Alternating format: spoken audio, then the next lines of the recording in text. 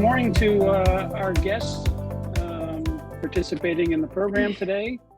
I don't know if you have seen the chat conversation, but if you can rename yourselves in the participants box with your first name, school name, and nickname of your team 1, 2, or if you have a name associated with the team, so we know who you are. And we'll get started here in just a second.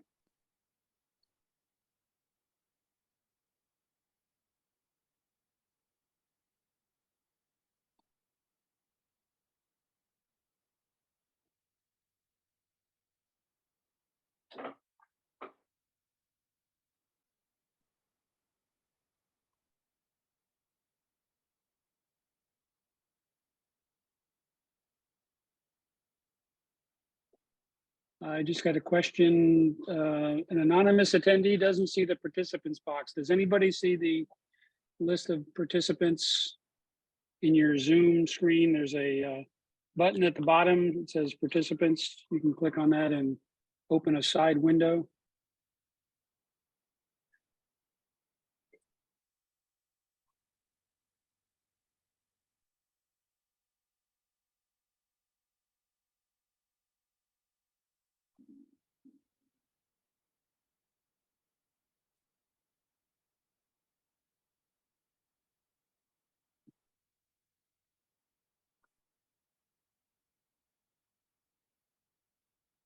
Okay, we turned a couple of switches here. Let's try one more time. Can anyone see the participants box now? If you click on participants.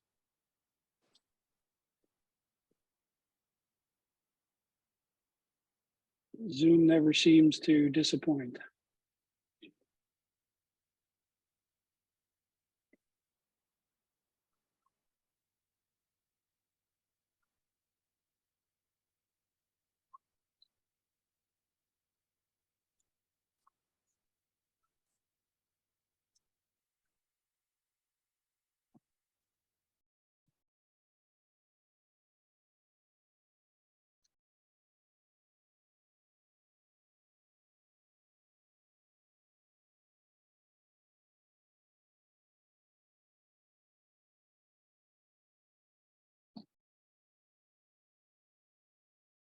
One more time. Can anyone see the participants box? If you can answer in the Q&A, if you cannot, or answer in the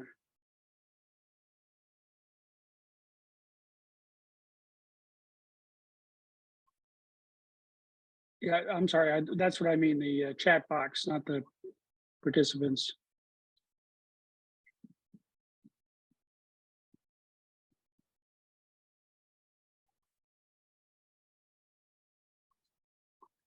Okay, I see Catherine Prather and Ella Ane Brennan and Della Hanty responding in the chat. Some can see it and some don't. Okay, just one more time. In the Zoom box at the bottom is a tab that says participants in the standard Zoom app.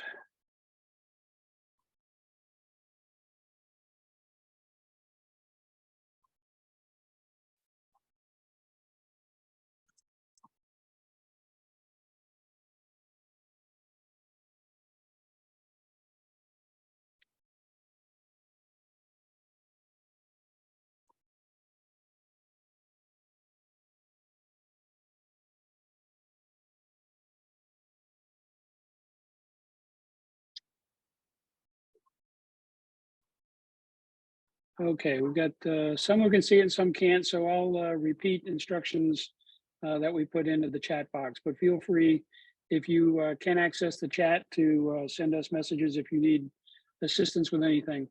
One of the first things that we'd ask is that you change your name, rename yourselves so that we know who's, we have 3 Vincent Wangs and several Maxie Hooks. So if you can rename yourself to include your first name, school name, and if there's more than one team in your school, the team number or team nickname, whatever, however you're identifying yourselves. So go ahead and do that, and we'll get started here in a second. Also, I'll send again there is a link for those who did not get the answer sheets that we sent out the other day, and I will put those into the chat for those who can see it there and need an answer sheet. So the link is in there, and we will get going here right now.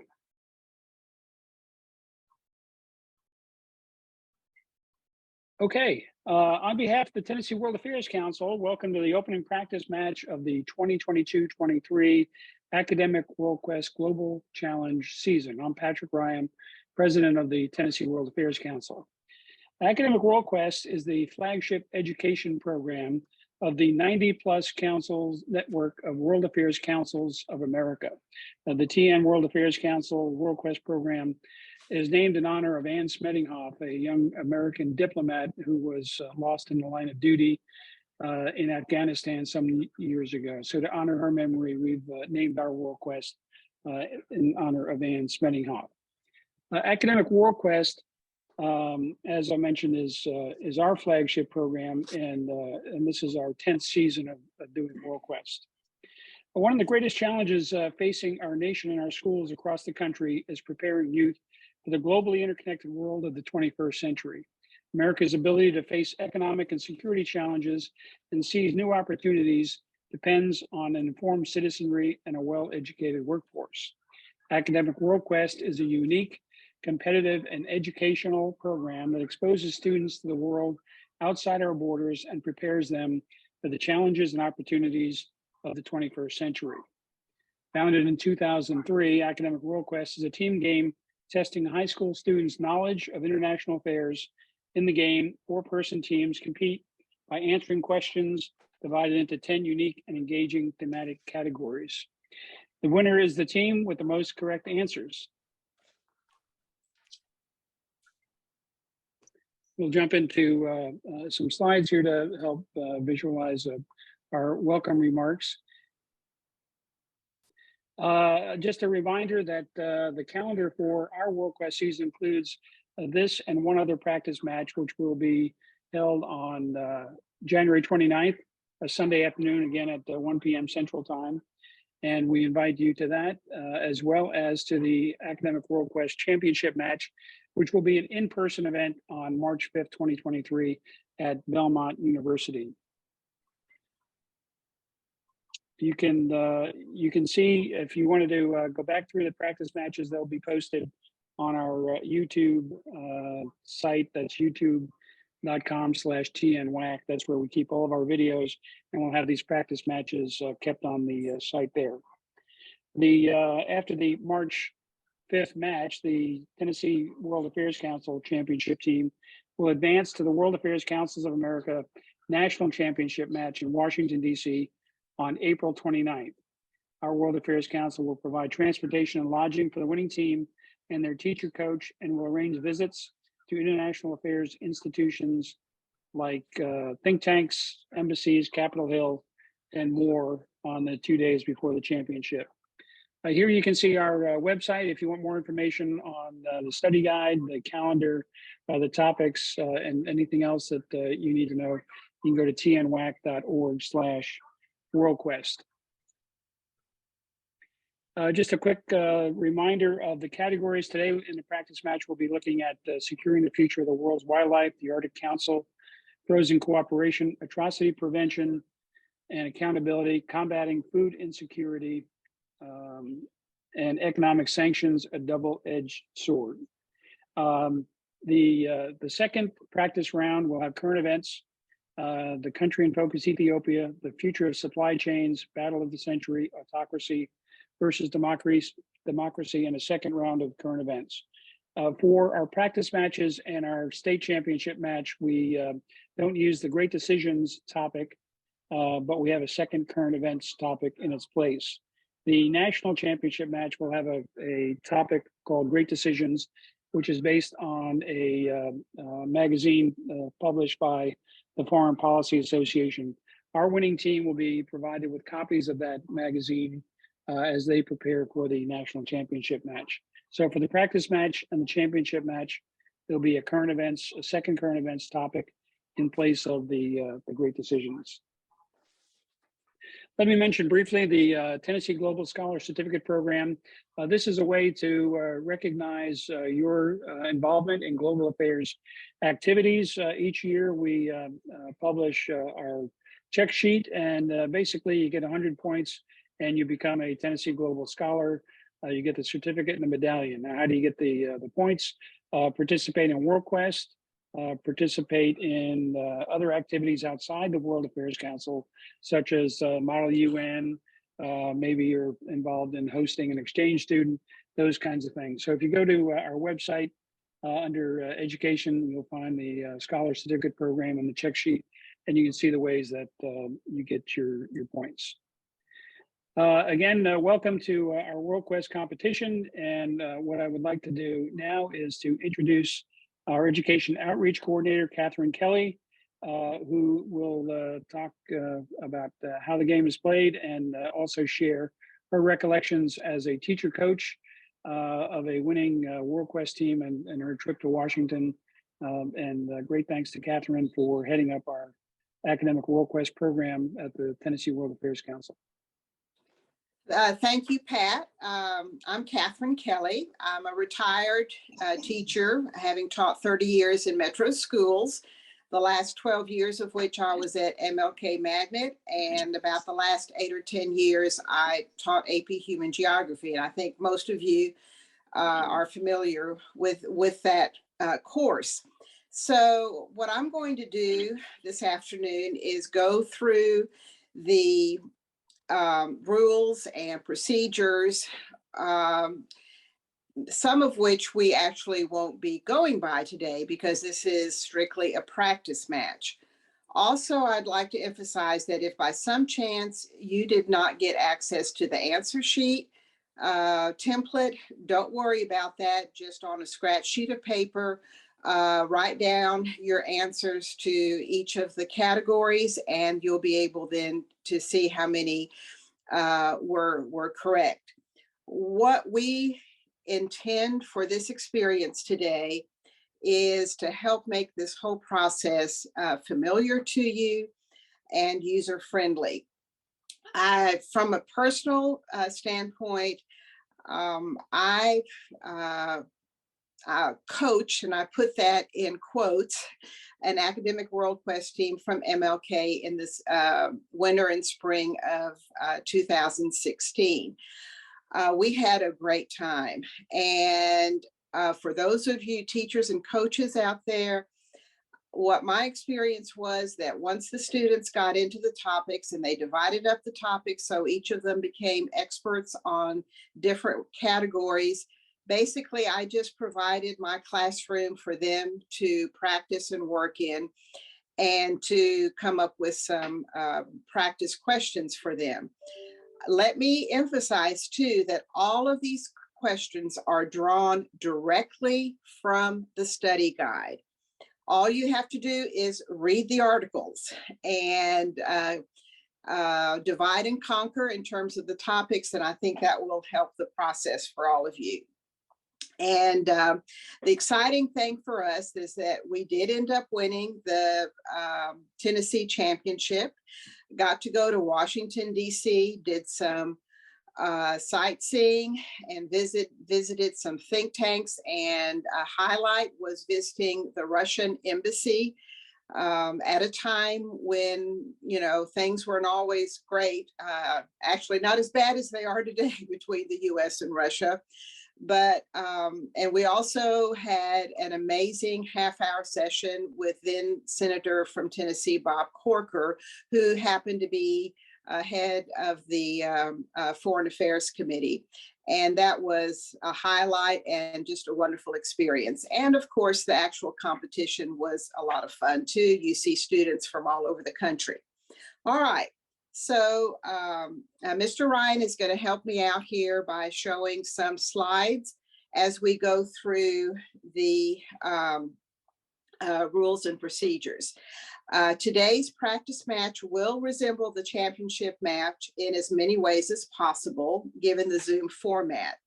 The championship match will, of course, be in person, and you will be able to collaborate with your teammates to come up with your answers. Some of you may be collaborating with your teammates today. Some of you are answering these questions by yourself. But in the championship match, you four students will be at a table, and as you see each question together, you get to decide on the answer. All of the questions are taken from the study guide, as I mentioned. These questions are for the current events questions that you will have in the January practice match will come from the What in the World weekly quiz, which I hope you are already checking into every week. Let's see, there are 10 rounds in the competition, each round having 10 questions. You have 45 seconds at the local competition and 30 seconds at the national competition to answer each question. All of the categories are multiple choice. For the local competition, we're also using the multiple choice format. 1 point is awarded for each correct answer. No penalty for incorrect answers or no answer. The team with the most correct answers out of all 100 questions is declared the Academic Worldquest champion. If at the conclusion of the competition there is a tie for first through third place, there will be tiebreaker questions. As we've mentioned, a team consists of 4 players. Substitutions are not allowed. Teams are not allowed to consult, obviously, with the audience, wireless devices, cell phones, and so forth. Any team found to be violating this rule will be automatically disqualified and ejected from the competition. If a team believes another team is cheating, a player may alert a World Affairs Council of America representative. That's what will be going on in DC as well as locally. However, if the other team is not found to be in violation of any rules, the accusing team will forfeit 2 points. We will go through the 10 questions for each topic and then review the answers. Something that we will not do today, but we will do in the championship match, is you are allowed to challenge a question. And I'm not going to go through that process right now. This information is in the study guide, and we will go through it again in the championship round in March. Okay, judges tabulate the answers. At the end of each round, you are given the correct answers. At the intermission after the 5th round, this is in the championship round, we will share the totals for each team, so you'll get a feel for how you're doing in relation to the other teams.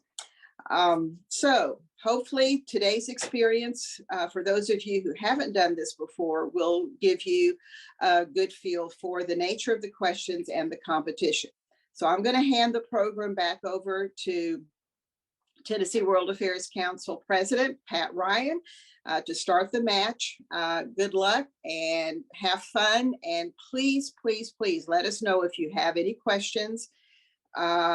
Mr. Ryan and I both are very accessible by email.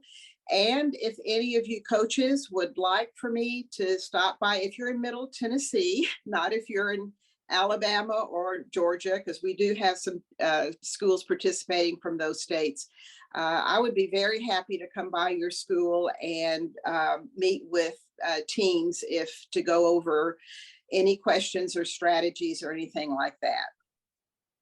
Good luck. Great. Thanks, Catherine. Appreciate everything you do to make Worldquest possible. I'd also like to introduce Colleen Ryan. She'll be reading some of the topics here today. I'm going to kick this off with round 1, and then she'll take you a little further down the way. Again, we're going to do 5 topics today, and then the remaining 5 in the second practice match in January. And registration for that will be available in January. Just a reminder that what we are trying to accomplish today is just to make you comfortable with how the process works. Don't worry about your scores necessarily. It's a good exposure to the content in the study guide, and you can see how the questions are extracted directly from the study guide. So that's your go-to place for most of the topics except for current events. And as Catherine mentioned, those are taken principally from the What in the World weekly quiz, which is published by the Tennessee World Affairs Council every Monday morning at 10 a.m. And you can get that in your email inbox by subscribing to our newsletter or checking our website on Mondays. I'd like to thank, before we get going here, everybody who's helped put together our practice matches and our program in general. Again, Catherine is our education outreach coordinator, and she is owed a great debt of gratitude for making all of this possible. I'd also like to thank Debbie Monroe, Leanne Henschke, Terry Rustin, and Hannah Marsharnik, an intern from Belmont, along with Colleen, who helped edit questions and is reading on screen today. So thanks to everybody who's pitched in. Again, the current events questions are taken from the weekly quiz, and you can get that at tnwac.org. Just subscribe to the newsletter. Okay, we're done with all the administration here and explaining things. So I hope you have pen or pencil and answer sheet or a piece of paper ready so you can start recording your answers. And we're going to start with round 1, securing the future of the world's wildlife. Question 1. The National Wildlife Federation is working to create the Liberty Canyon Wildlife Crossing in this state. When built, this will be a crossing for mountain lions, will be the largest such crossing in the world and a model for urban wildlife conservation. Is that A, Colorado, B, California, C, New York, D, Nevada?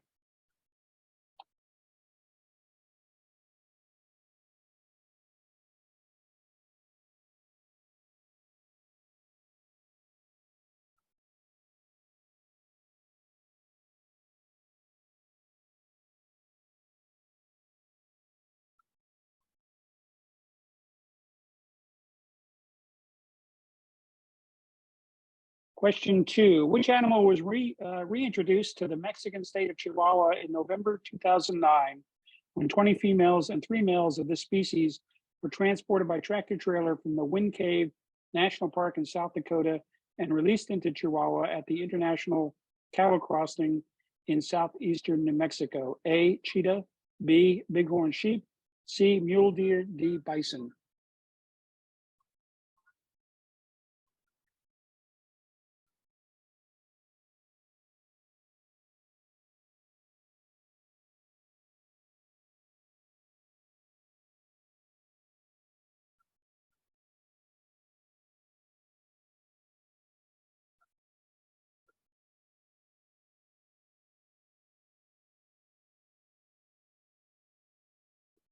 Question 3, what does COP15 refer to?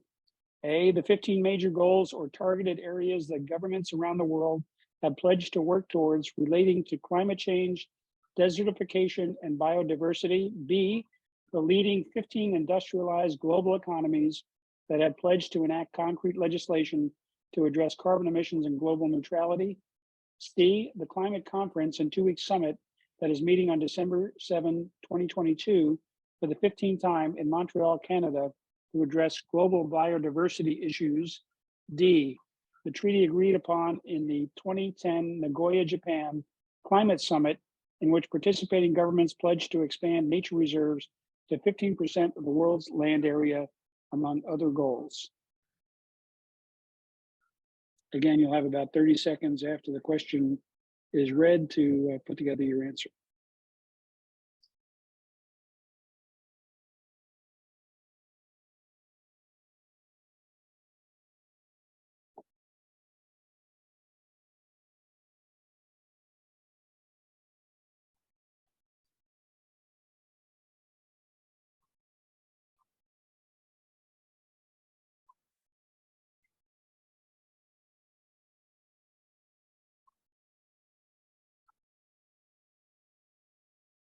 Question 4.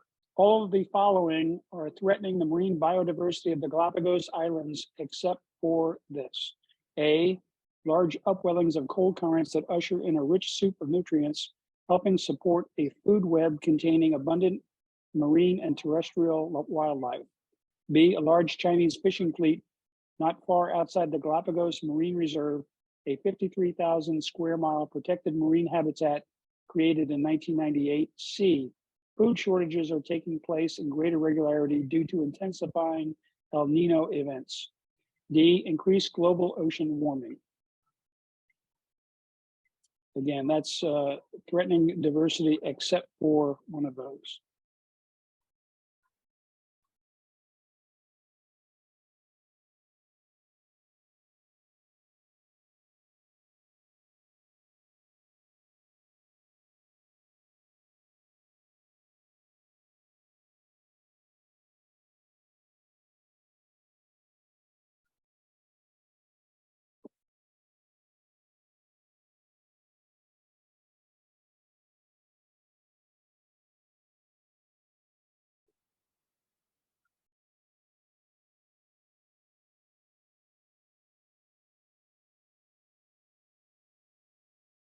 Question 5.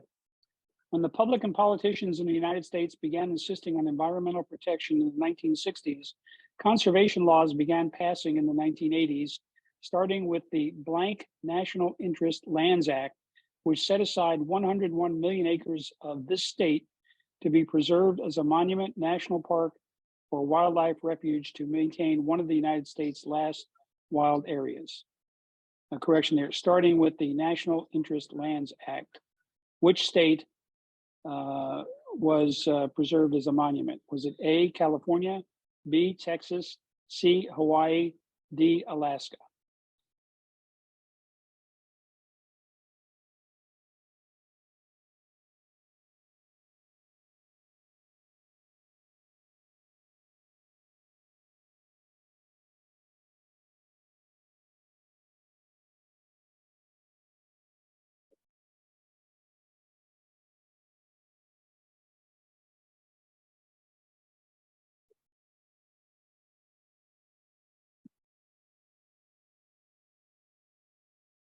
Question 6.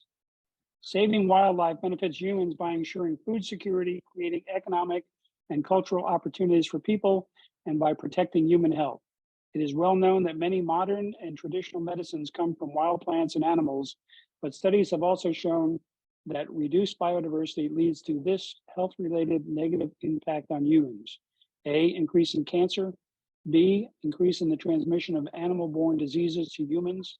C, increase in autoimmune diseases such as lupus and rheumatoid arthritis. D, increase in allergy-related conditions.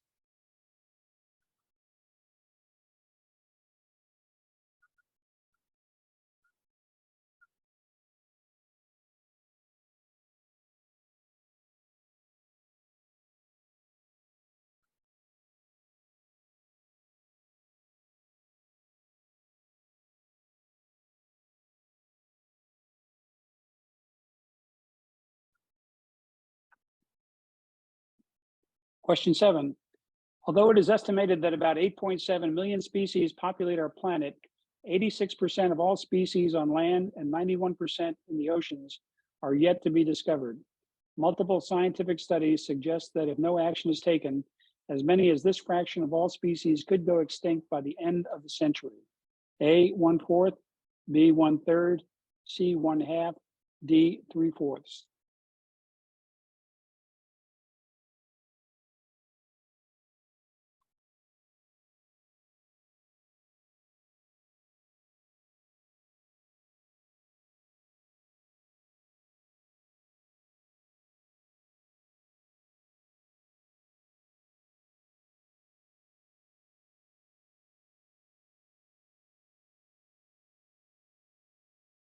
Question 8. This modern technology is increasingly being used to analyze large amounts of conservation data, such as camera traps, satellite and drone images, or audio and video recordings, and to improve wildlife identification and monitoring. A, artificial intelligence, AI. B, spreadsheets such as Excel. C, cloud-based applications, D, photo image recognition.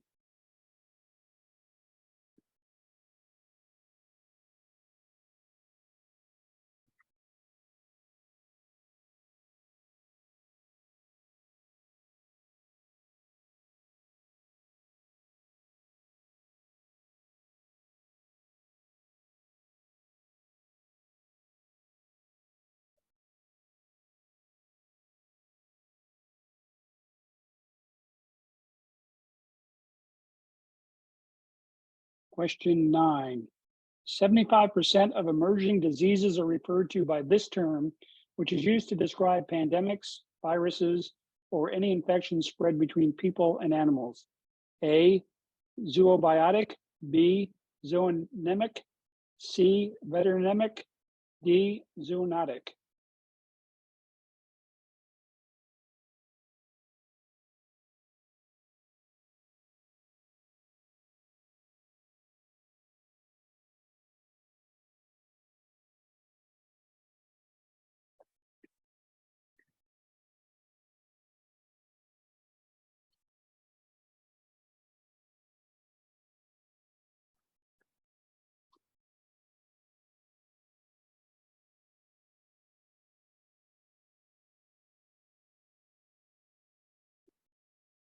Question 10. In South America, the marsh deer and this animal are among the species that lost the most territorial distribution at 76% and 40% of their original range, respectively. In fact, this animal was originally found in the southeastern US all the way through to northern Argentina. Is it A, ocelot, B, rhino, C, jaguar, D, llama?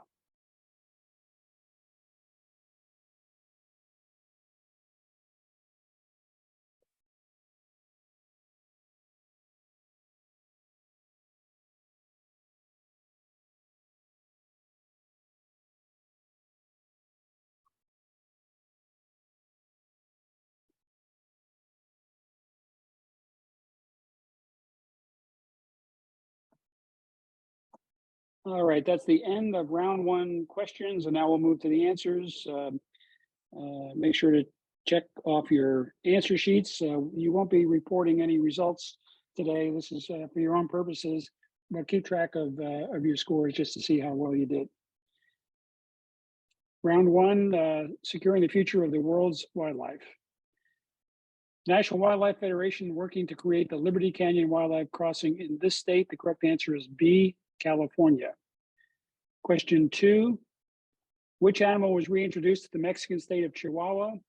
The species was transported from South Dakota to Chihuahua, Mexico. The answer is D, bison. Question 3, COP15, it refers to the climate conference, answer C, and the 2-week summit that is meeting on December 7th of this year for the 15th time in Montreal, Canada to address biodiversity issues. Question 4, all the following are threatening the marine diversity of the Galapagos Islands except for, the correct answer is A, large upwellings of cold currents that usher in a rich soup of nutrients that support the food web. Question 5, politicians and the public began insisting on environmental protection. There was a law in the 1980s, National Interest Land Act, and it set aside a wildlife refuge in this state. The correct answer, D, Alaska. Question 6, saving wildlife benefits human beings by food security, etc. And the correct answer to the health-related negative impact on humans is B, the increase in the transmission of animal-borne diseases to humans. Question 7, the fraction of species that could go extinct by the end of this century is D, 1/2. Question 8, the modern technology increasingly being used to analyze conservation data is A, artificial intelligence, AI. Question 9, the emerging diseases are referred to by this term, zoonotic. And question 10, the species in South America that's lost its territorial distribution is C, the jaguar. Okay, so put your scores down on your answer sheet, and we're going to move to round two. And for that, I'd like to introduce our moderator for the next couple of rounds, Colleen Ryan.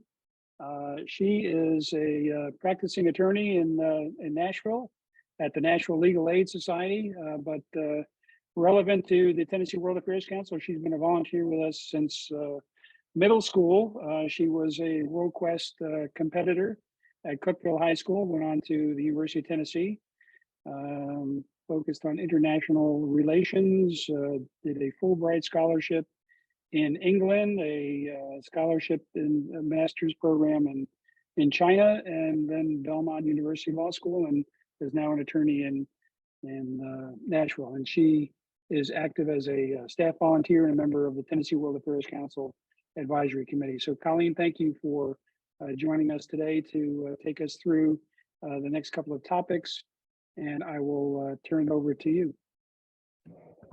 Thanks. Good afternoon, everyone. So round two is the Arctic Council Frozen Cooperation.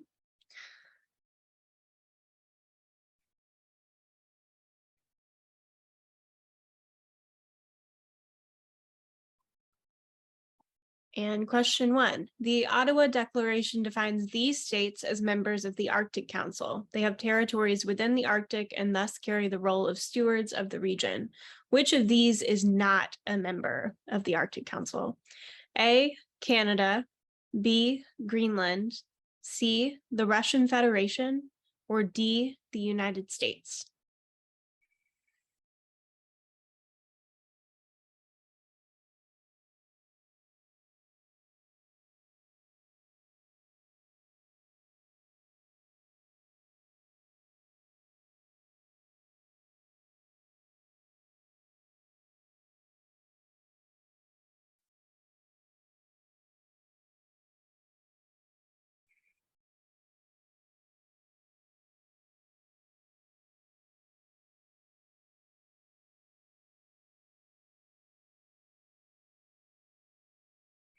From Russia's point of view, increased militarization of the Arctic makes sense and is legitimate. With several straits and passages becoming more accessible, Russia gains which of these advantages? A, both onshore and offshore resources, such as fish and possibly mineral wealth. B, the opportunity to invest in countries in the region. C, sea trade and research, which serve as a basis for regional cooperation. Or D, the potential to support NATO operations in the region.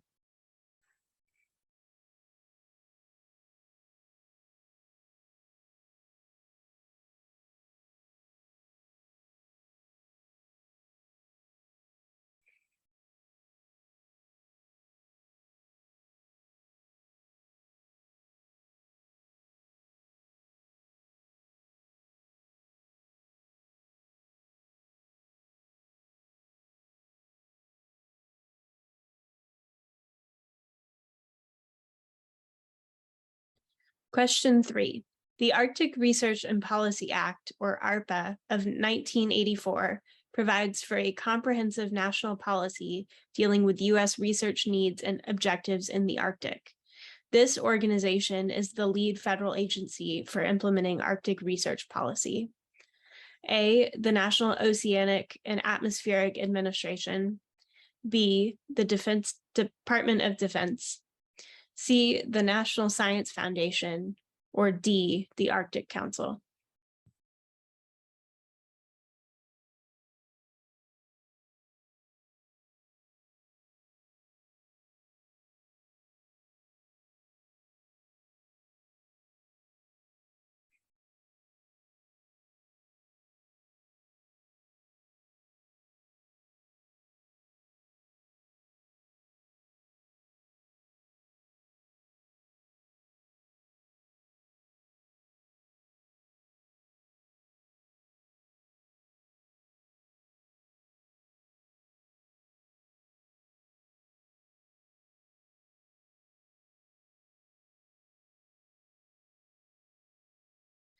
Question 4. The diminishment of Arctic ice could lead in coming years to all of the following outcomes except this one. A, increased commercial shipping on 2 trans-Arctic sea routes, the Northern Sea route closest to Russia and the Northwest Passage close to Alaska and through the Canadian archipelago. B, changes brought about by warming temperatures will likely allow more exploration for oil, gas, and minerals. C, changes in the Arctic could ease pressure on protected species. Or D, increased oil and gas exploration and tourism, like cruise ships, in the Arctic increase the risk of pollution in the region.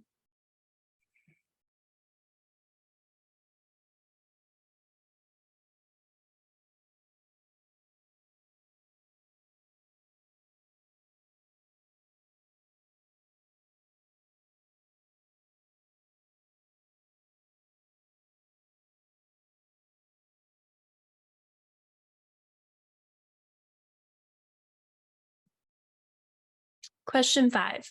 This early 2022 event significantly impacted the Arctic Council's ability to weather geopolitical storms.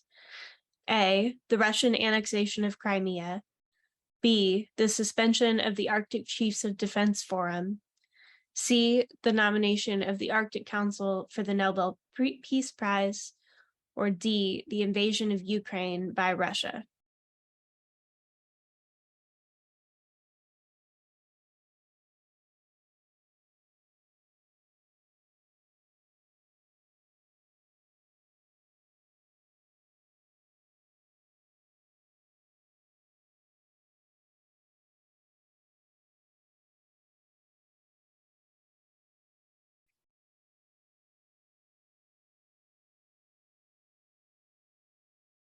Question 6.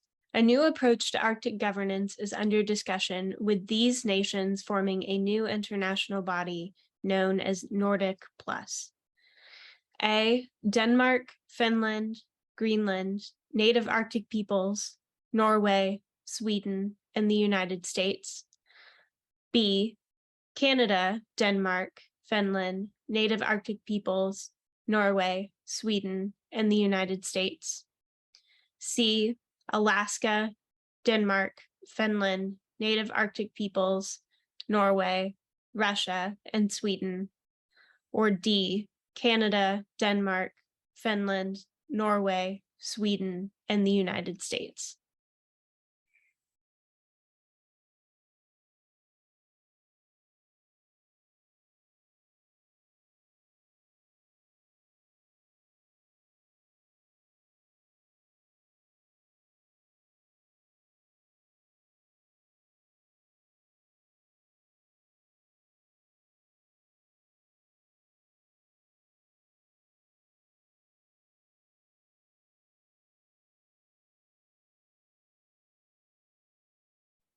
Question 7. This country accounts for nearly half of the Arctic's population, more than half of the Arctic's coastline, and the majority of Arctic industry. It also dominates Arctic energy production, shipping, and fishing. A, the United States. B, Russia. C, Greenland. Or D, Norway.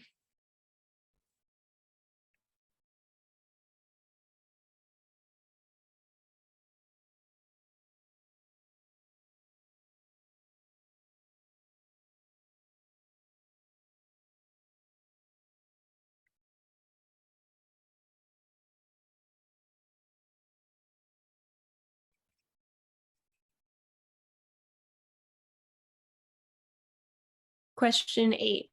The Arctic is of growing importance to China for the following reasons, except this one. A, China seeks to leverage new economic opportunities opened up by the melting ice in the region, especially those in natural resource extraction and navigational routes. Answer B, China has long-standing scientific research interests and seeks to tackle the challenges that a warming Arctic poses to China's own environment. C, China wants to ensure Russian hegemony in the region. Or D, China has sought to strengthen its ability as a non-Arctic state to participate in and influence Arctic governance?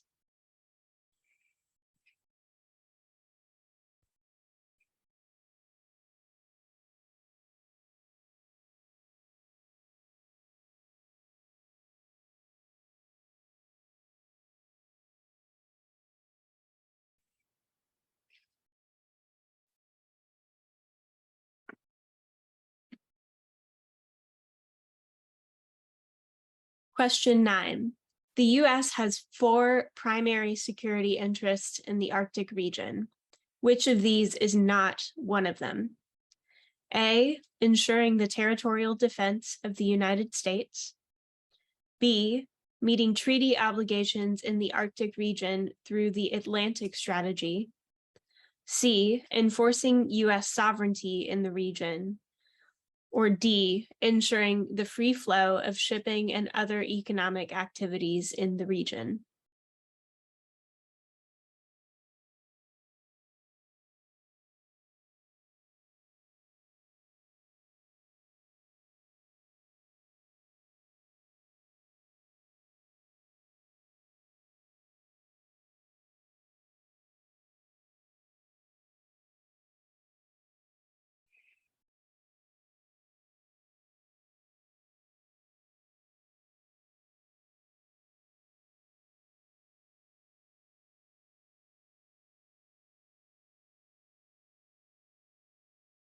And question 10. This organization is concerned that militarization in the Arctic could become militarization of the Arctic with ramifications beyond the region. Thus, members of this organization believe Russia's military buildup cannot be isolated from deterrence and defense obligations. A, the Arctic Council. B, the Commonwealth Nations. C, International Maritime Organization. Or D, North Atlantic Treaty Organization.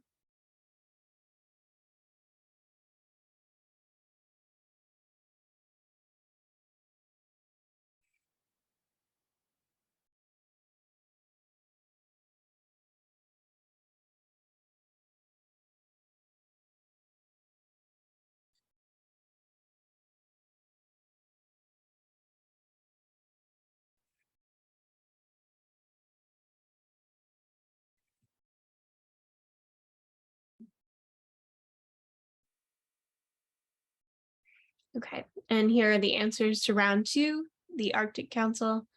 Question 1, the Ottawa Declaration defines these states as members of the Arctic Council. Which of these is not a member? The answer is B, Greenland. Question 2, from Russia's point of view, increased militarization of the Arctic makes sense and is legitimate.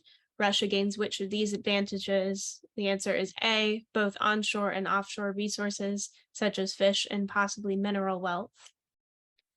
Question 3, this organization is the lead federal agency for implementing Arctic research policy. That's C, the National Science Foundation.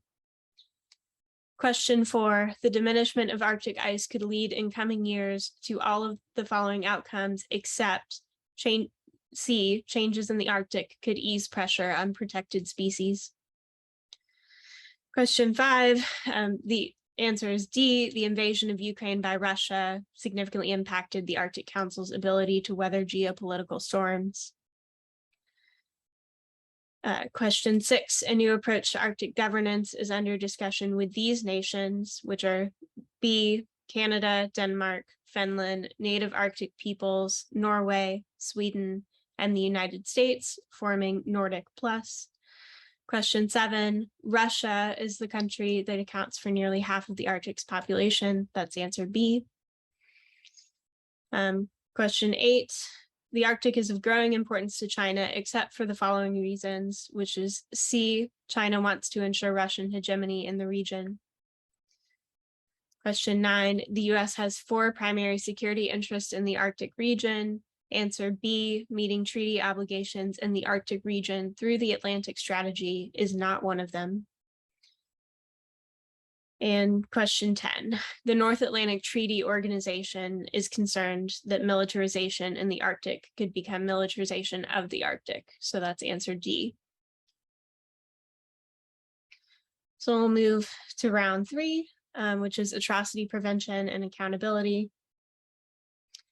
And question 1, this organization coordinates U.S. government efforts for timely and effective action to anticipate, prevent, and respond to atrocities in coordination with partner governments and international civil society and local partners. A, the U.S. Holocaust Memorial Museum. B, the White House-led Atrocity Prevention Task Force. C, the U.S. Department of State. Or D, the National Security Council.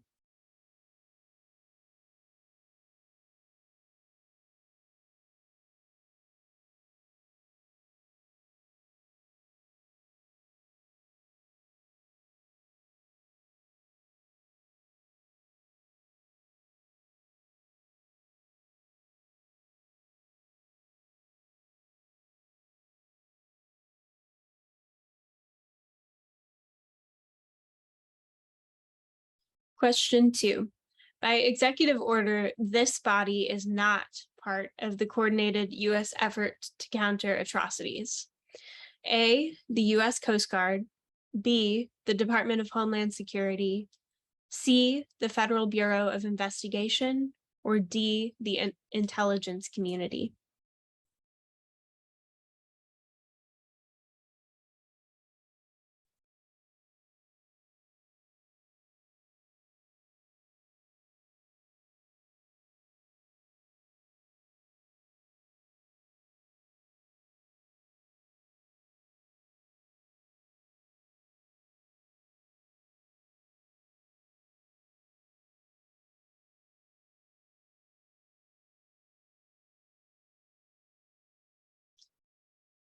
Question 3.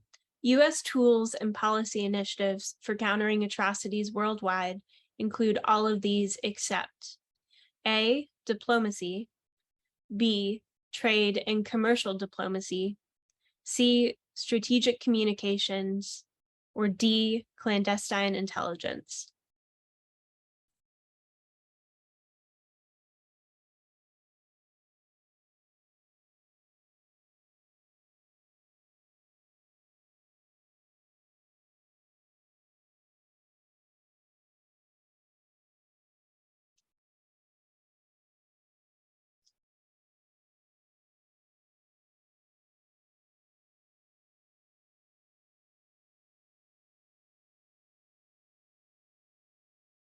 Four, this factor is key to elevating the likelihood of domestic political instability, including atrocities.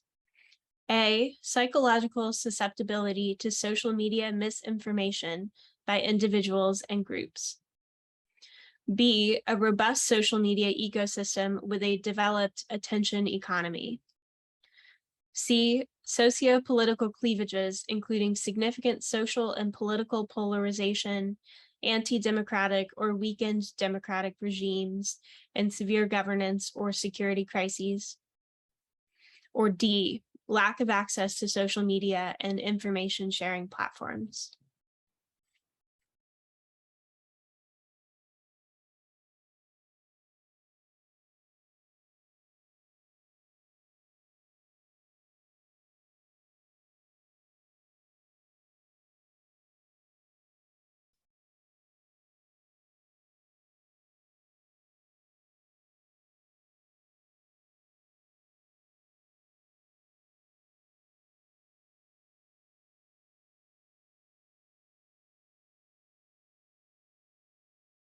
Question 5. Which of these does not characterize the phenomenon of mass atrocities? A, mass atrocities are large-scale and deliberate attacks on civilians. B, mass atrocities vary in context, perpetrators, targeted groups, means, and motives. C, mass atrocities and armed conflict are overlapping but distinct. Or D, mass atrocities are limited to authoritarian regimes.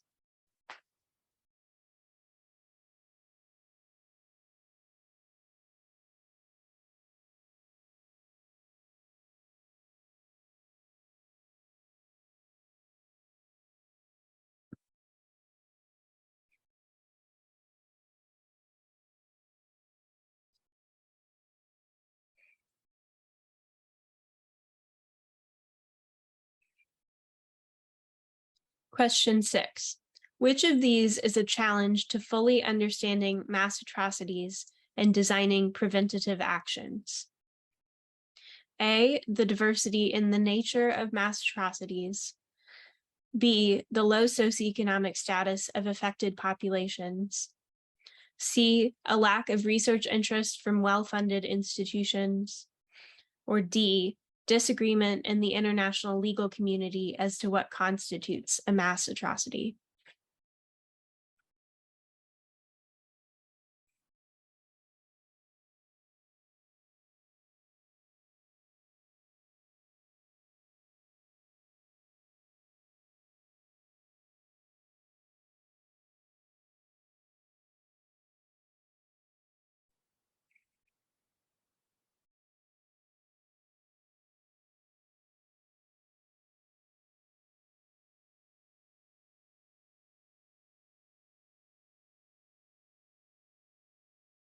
Question 7. Per the USAID Field Guide, broad strategic approaches to responding to ongoing atrocity situations include all of the following except this.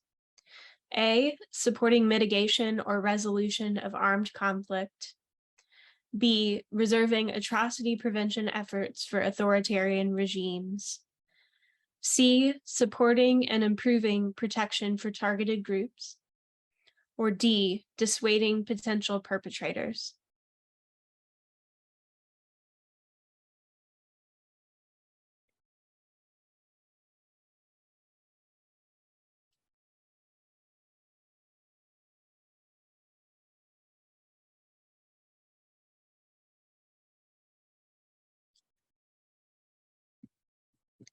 Question 8.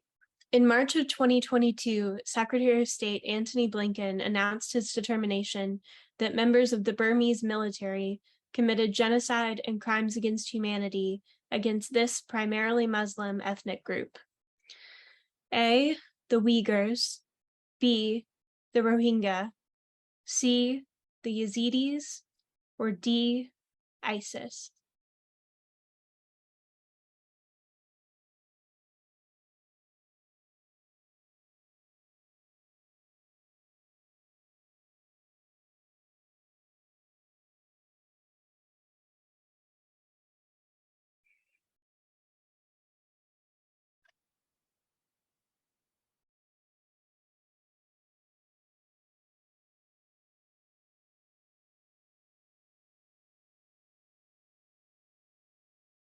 Question 9. The UN Security Council established this organization in 1993 in response to findings documenting horrific crimes and grave breaches of the Geneva Conventions and other violations of international humanitarian law.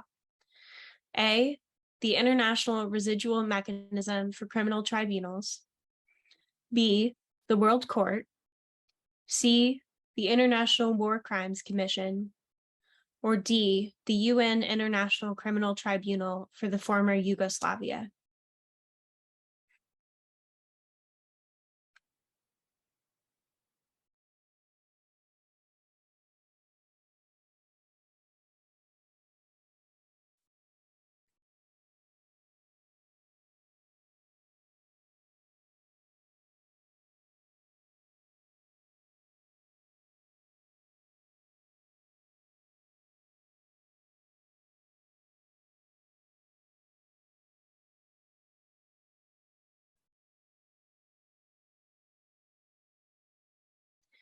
And question 10. In its 2022 report to Congress, the State Department's Bureau of Conflict and Stabilization Operations highlighted several countries of concern for ongoing atrocity crimes and human rights violations, including each of these except A, Ethiopia. B, China. C, Timor-Leste. Or D, Syria.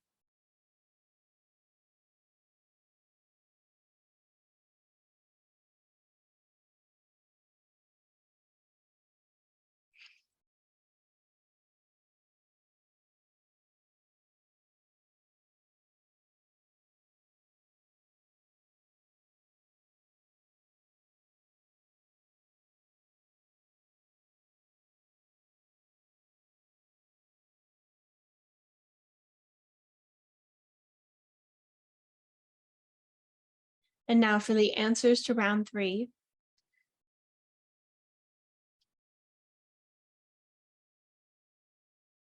Question 1. Answer B, the White House-led Atrocity Prevention Task Force is the organization that coordinates U.S. government efforts for timely and effective action. Question 2, the U.S. Coast Guard, by executive order, is not part of the coordinated U.S. effort to counter atrocities. That's answer A. Question 3, U.S. tools and policy initiatives for countering atrocities worldwide include all except answer D, clandestine intelligence.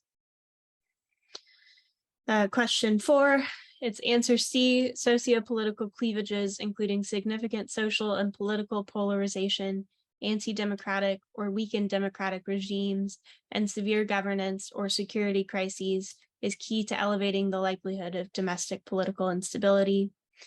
Question 5, D, mass atrocities are limited to authoritarian regimes, does not characterize the phenomenon of mass atrocities.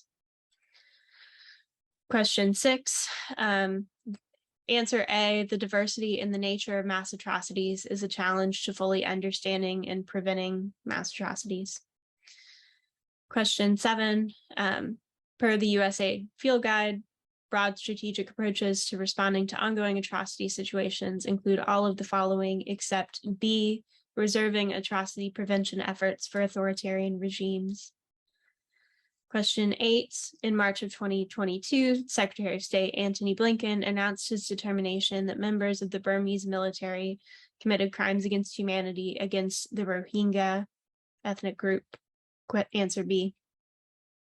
Question 9, the UN Security Council established this organization in 1993, was answered D, the UN International Criminal Tribunal for the former Yugoslavia. And question 10, in its 2022 report to Congress, the State Department highlighted several countries of concern, including all except for answer C, Timor-Leste. Terrific. Colleen, maybe we'll give everyone a minute to catch their breath. That was quite a litany of questions and answers. The first 3 topics, we've got 2 more to go. But if we can pause for just a second, everybody can stand up and stretch their legs and get ready for the last 2 rounds. And we'll get going here in just a second. Some interesting questions there. A couple of them were kind of tongue twisters. I like the combination of the 37 different countries in the question about Denmark, Canada, native indigenous peoples in Russia, et cetera, et cetera. That was tough to sort out, but I think the students who have been into the study guide probably are adept at picking out those kinds of tongue twisters easily. So another couple of seconds here, and then we'll jump back in with round 4 and keep the show rolling here.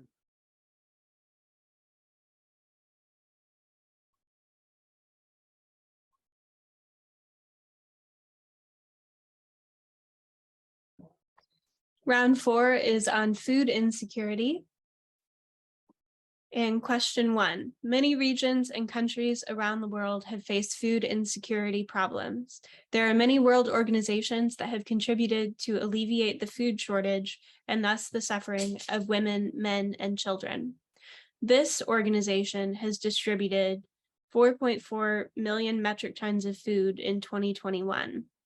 Is that A, the WHO or World Health Organization, B, the WFP or World Food Program, C, the WTO or World Trade Organization, or D, UNESCO or the United Nations Educational, Scientific, and Cultural Organization?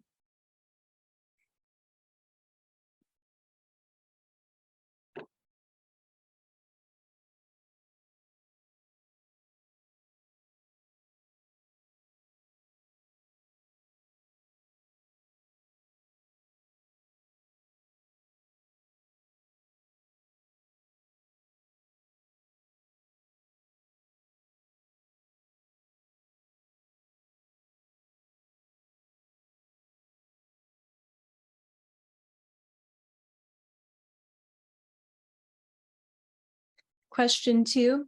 Food insecurity and malnutrition is mainly linked to conflicts, climate change, poor soil, and other factors. This is the region most affected by it. A, Asia, B, Latin America, C, Africa, or D, Europe.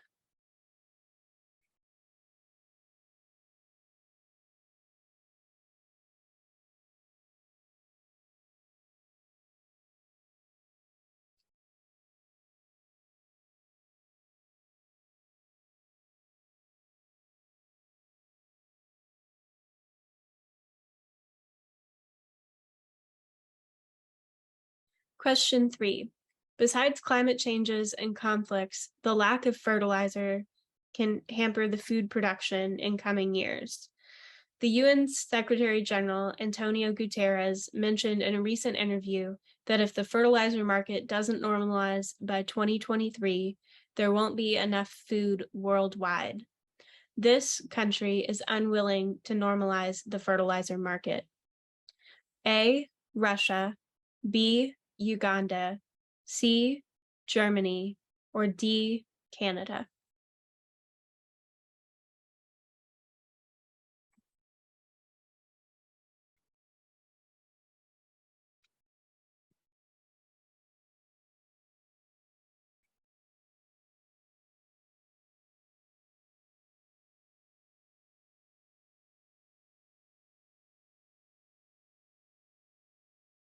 Question 4. Conflicts, wars, and food distribution have been known as strong causes for food insecurity. Since February 24th, 2022, this country is in a war that has particularly affected the global distribution of wheat, cereal, and other grains. A, Ethiopia, B, Syria, C, North Korea, or D, Ukraine.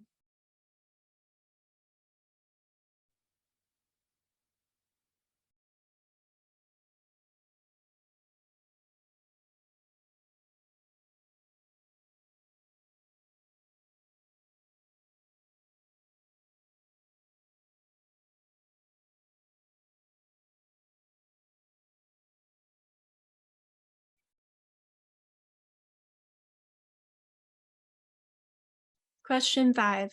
The COVID-19 pandemic has generated an unprecedented impact on food distribution and combating hunger around the world. This is one of the reasons why. A, challenges for assessing the state of food insecurity in the world. B, political influence. C, interference of the United Nations. Or D, lack of resources.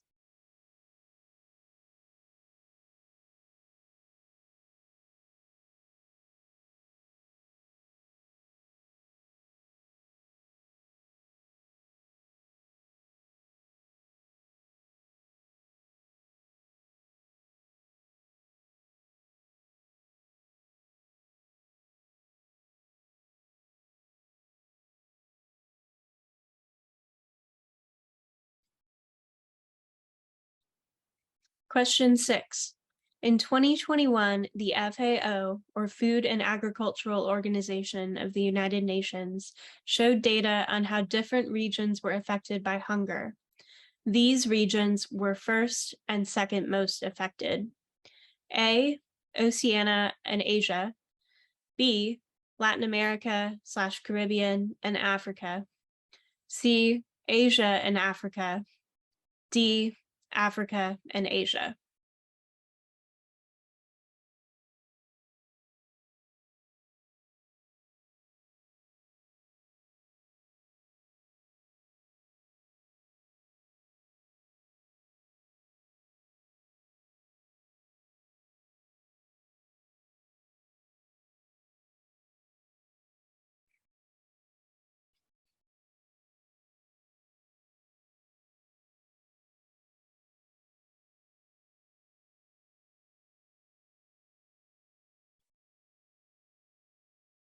Question 7. Many countries and regions are investing in agriculture-led economic growth as an approach to ending hunger and malnutrition. This is one major risk that regions face. A, public policy. B, climate change. C, economic protectionism. Or D, government priorities.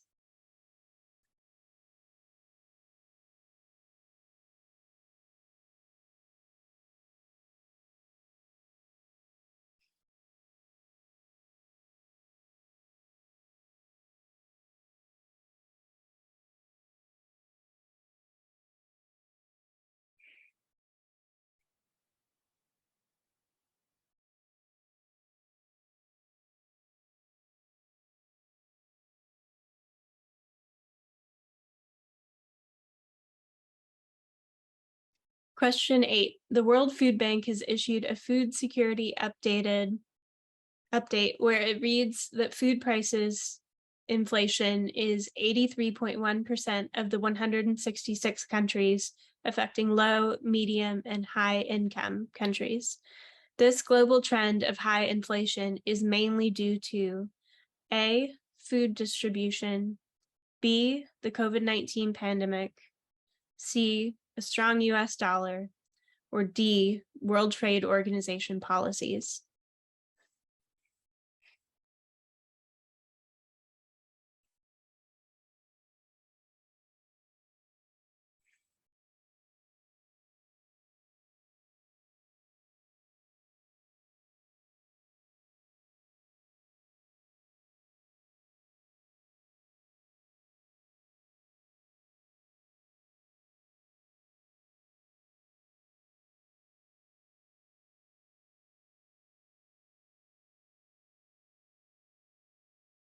Question 9. The Center for Strategic and International Studies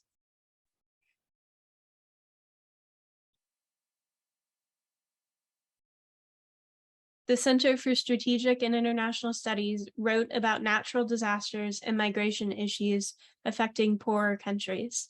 They mentioned especially one country that was badly affected by the assassination of their president, an earthquake, and a hurricane in 2021. This country is A, Ethiopia,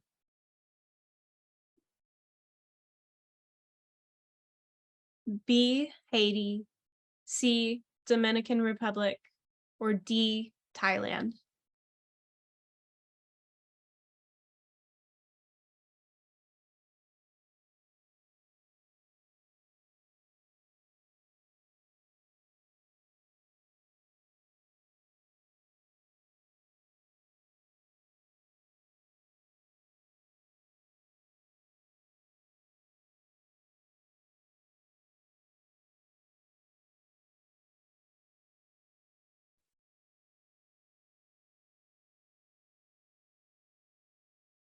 And question 10. The National Geographic, in a special report on the future of food, posed a question: where will we find enough food for 9 billion by 2050? They came up with a 5-step plan to feed the world. This is one of the steps. A, use resources such as water, fertilizers, and pesticides more efficiently. B, manipulate the weather system. C, clear up forests to create more farmland around the world. Or D, encourage more people to become farmers.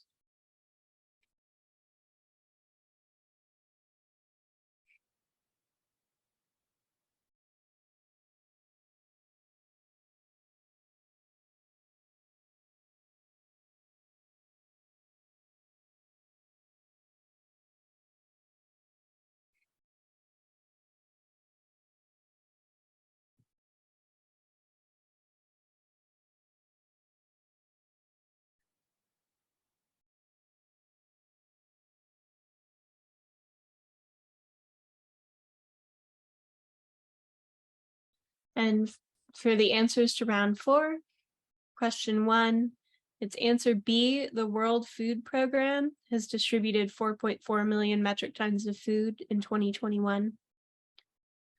And question 2, the answer is C. Africa as the region most affected by food insecurity and malnutrition. Question 3, The answer is A, Russia is the country unwilling to normalize the fertilizer market. Question 4, Ukraine, answer D, is the country in a war that has particularly affected the global distribution of wheat, cereal, and other grains. Question 5, the answer is A, challenges for assessing the state of food insecurity in the world is one of the reasons the COVID-19 pandemics have generated an unprecedented impact on food distribution and combating hunger. Question 6, in 2021, the FAO showed data on how different regions were affected by hunger. And answer C, Asia and Africa were the first and second most affected. Question 7, many countries and regions are investing in an agricultural-led economic approach. Answer B, climate change is one major risk countries face. Question 8, in answer B, the COVID-19 pandemic has led to a global trend of high inflation. Question 9, the answer is B, Haiti is the country badly affected by the assassination of their president, an earthquake, and a hurricane in 2021. In question 10, one of the steps the National Geographic came up with is answer A, use resources such as water, fertilizers, and pesticides more efficiently. For the final round, I will hand things back to Patrick Ryan for questions and answers. Great, thanks, Colleen. Appreciate you taking us through those topics. I hope everybody is hanging in there. We've got one more round to go, and then we'll be done with our practice session. So get ready for our next round, which is round 5. And that round is economic sanctions, a double-edged sword. Question 1, what is an economic sanction? A, an official ban on trade or other commercial activity with a particular country. B, a tax or duty to be paid on a particular class of imports or exports. C, the withdrawal of customary trade and financial relations for foreign and security policy purposes. D, an official or legal prohibition.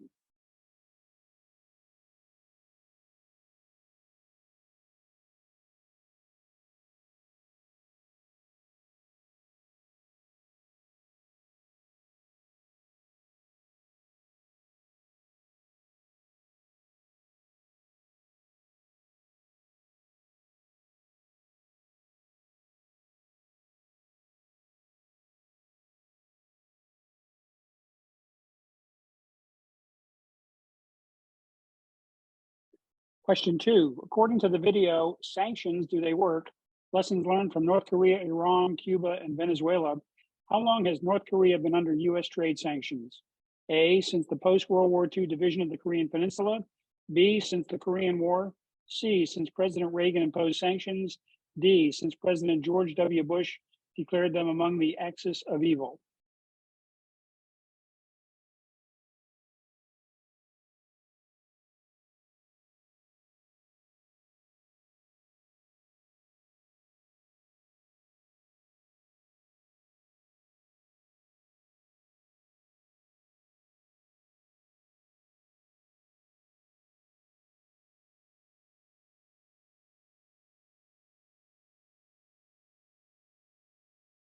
Question 3, according to the White House article, joined by allies and partners, the United States imposes devastating costs on Russia. Which one of these is not an action the US is taking? A, severing the connection to the US financial system for Russia's largest financial institution, Sberbank. B, benefits for Belarus for their support for Ukraine despite Russia's efforts. C, sweeping restrictions on Russia's military to strike a blow to Putin's military and strategic ambitions.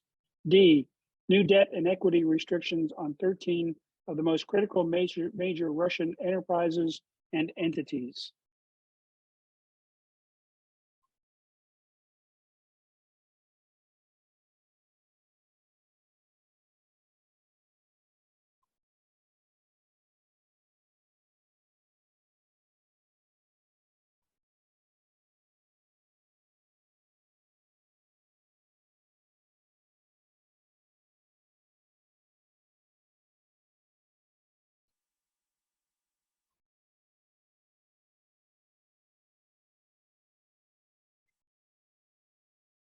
Question 4, after the Cold War, the amount of UN approved sanctions, A, increased, B, stayed the same, C, decreased, D, disappeared entirely.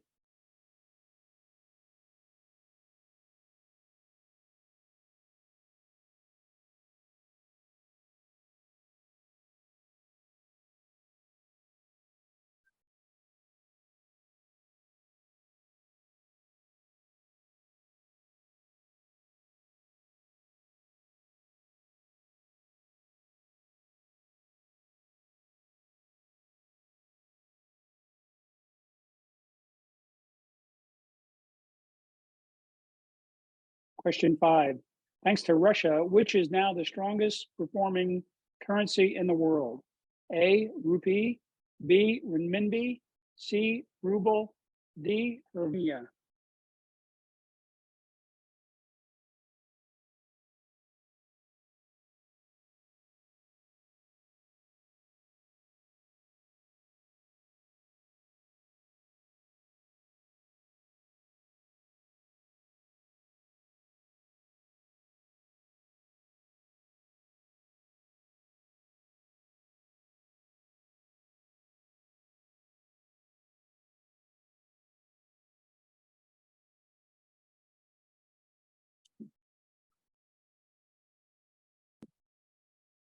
Question 6, which of these is not a sanction put on Russia?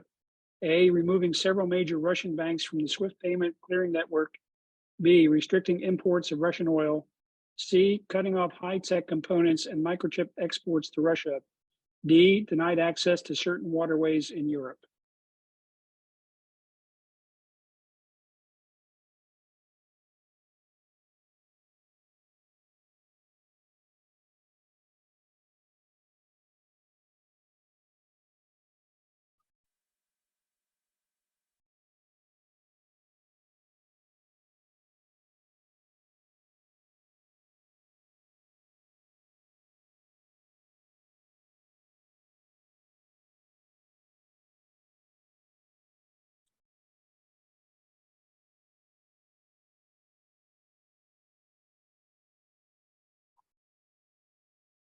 Question 7, according to the Cato article, how sanctions work and the power of US sanctions the day after, which of these statements about sanctions is not true?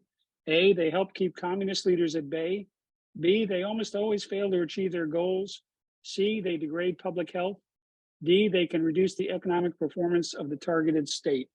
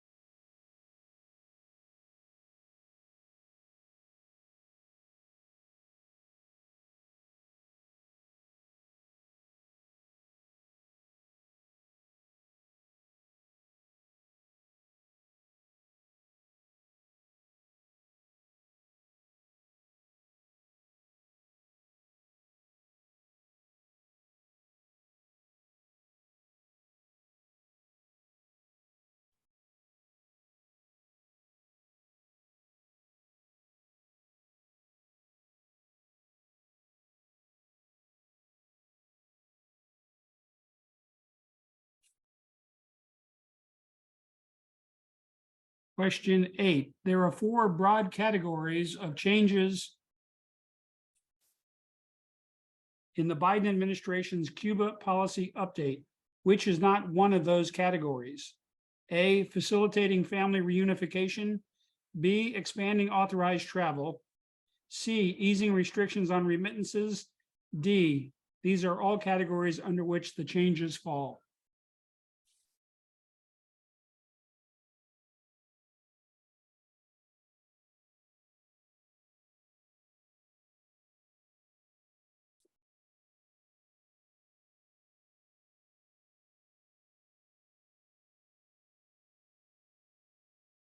Question 9, a lot of the power of US sanctions comes from this area.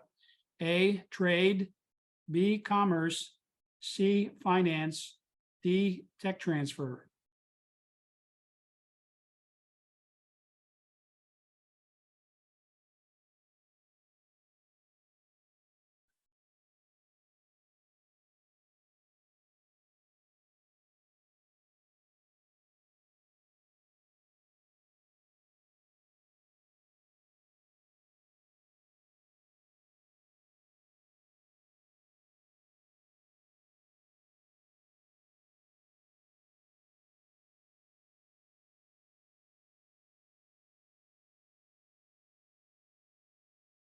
Question 10, the cost of using sanctions against large, highly integrated economies has increased due to this phenomenon. A, global warming, B, protectionism, C, globalization, D, military alliances.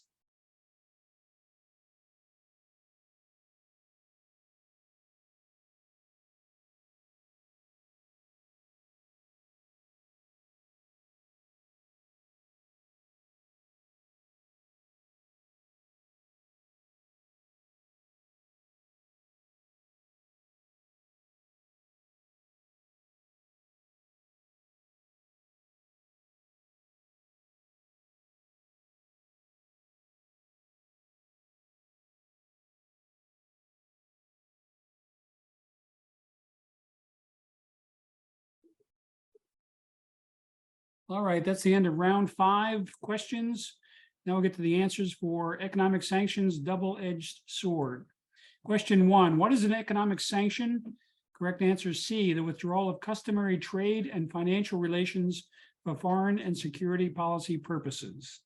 Question 2, according to the video, sanctions, do they work? The correct answer on how long U.S. sanctions have applied to North Korea is answer B, since the Korean War. Question 3, according to the White House article, joined by allies and partners, which is not an action of the U.S., B, benefits for Belarus for their support for Ukraine despite Russia's efforts. As you know, Belarus has supported Russia.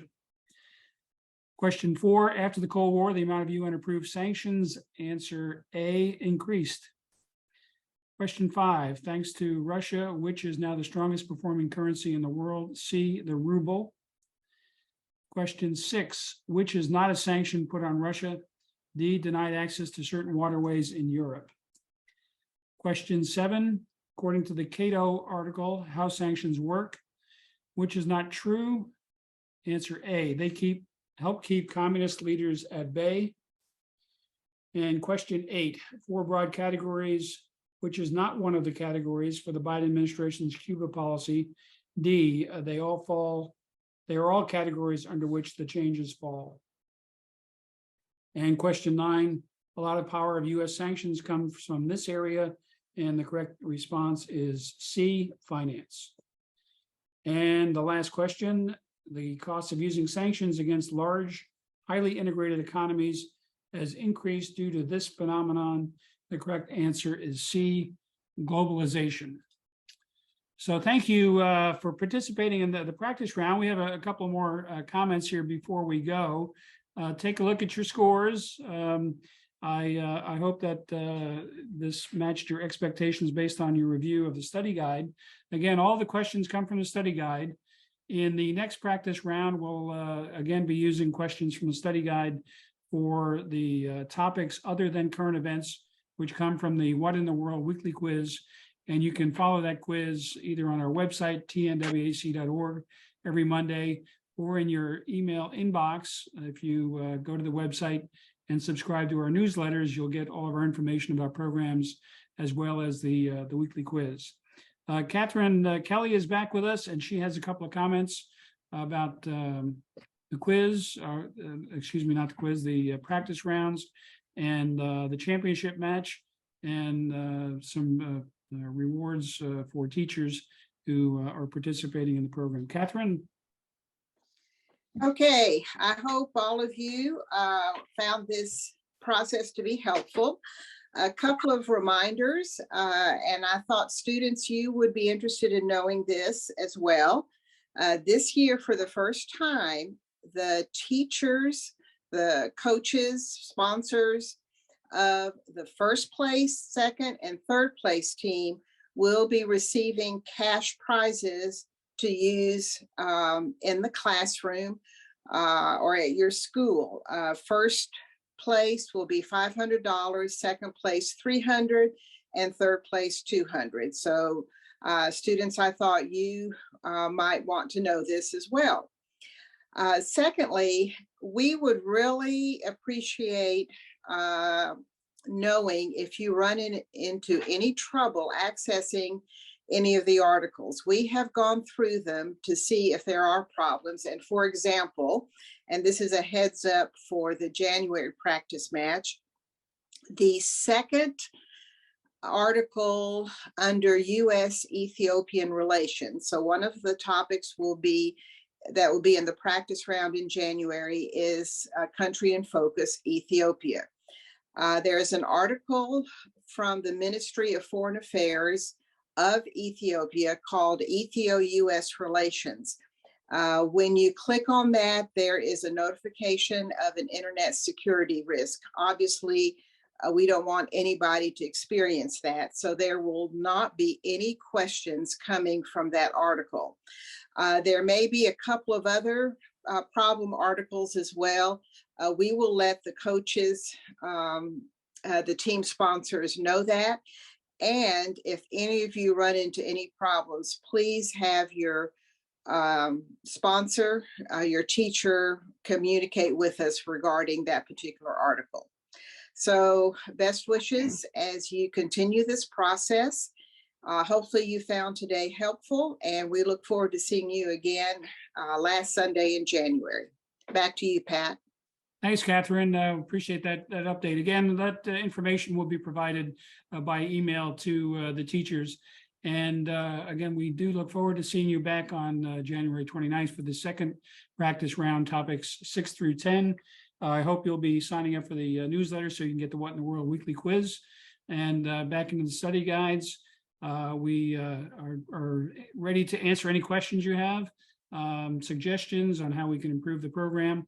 And we also hope that you'll spread the word among your fellow students and get more teams involved in the program. Our objective is to get students involved in understanding what's going on in the world. And that's the whole reason we do Worldquest. That's it for today. We'll be providing more updates via email and on our website. And we look forward to seeing you on January 29th. Hope everyone has a great holiday season and the end of the semester at school. And we look forward to seeing you again in the new year. Again, thanks to Catherine Kelly, our outreach coordinator for education, and to everybody who was involved, Colleen today for helping moderate the quiz, Terry, Deb, Leanne, and Hannah for helping with the quiz writing and the practice round writing for the questions. And again, thanks to everybody for turning out today. Have a great day, and we'll see you in January. Bye-bye.